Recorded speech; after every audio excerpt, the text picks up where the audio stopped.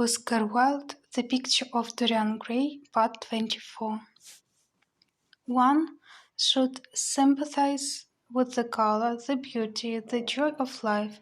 The less said about life's source, the better. Still, the East End is a very important problem, remarked Sir Thomas with a grave shake of the head. Quite so, answered the young lord. It is the problem of slavery, and we try to solve it by amusing the slaves. The politician looked at him keenly. What change do you propose, then? He asked. Lord Henry laughed. I don't desire to change anything in England except the weather, he answered. I'm quite content with philosophic contemplation. But as the 19th century has gone bankrupt through an over-expenditure of sympathy, I would suggest that we should appeal to science to put us straight. The advantage of the emotions is that they lead us astray, and the advantage of science is that it is not emotional. But we have such grave responsibilities, ventured Mrs. Vandeleur timidly. Terribly grave, echoed Lady Agatha. Lord Henry looked over at Mr. Erskine. Humanity takes itself too seriously. It is the world's original sin. If the caveman had known how to laugh, history would have been different. You are really very comforting, warbled the Duchess. I have always felt rather guilty when I came to see your dear aunt, for I take no interest at all in the East End. For the future I shall be able to look her in the face without a blush.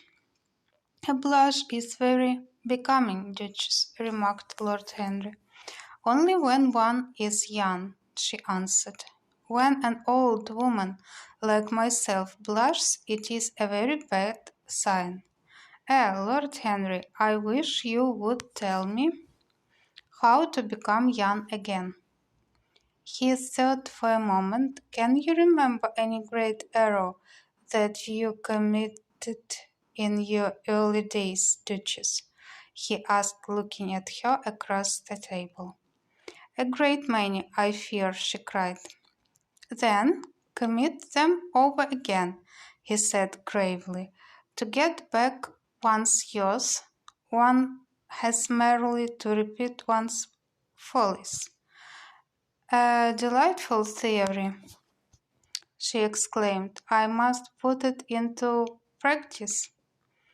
A dangerous theory came from Sir Thomas's tight lips. Lady Agatha shook her head, but could not help being amused. Mr. Erskine listened. Yes, he continued, that is one of the great secrets of life.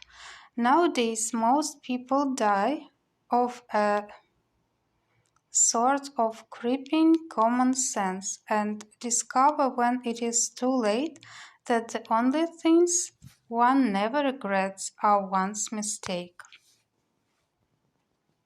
A laugh ran round the table. He played with the idea and grew wilful, tossed it into the air and transformed it, let it escape and recaptured it, made it iridescent with fancy and linked it with paradox. The praise of folly as he went on soared into a philosophy, and philosophy herself became young and catching the mad music of pleasure wherein one might fancy her wine, strained robe and wreaths of ivy danced like a backchant over the hills of life and mocked the slow silliness for being sober.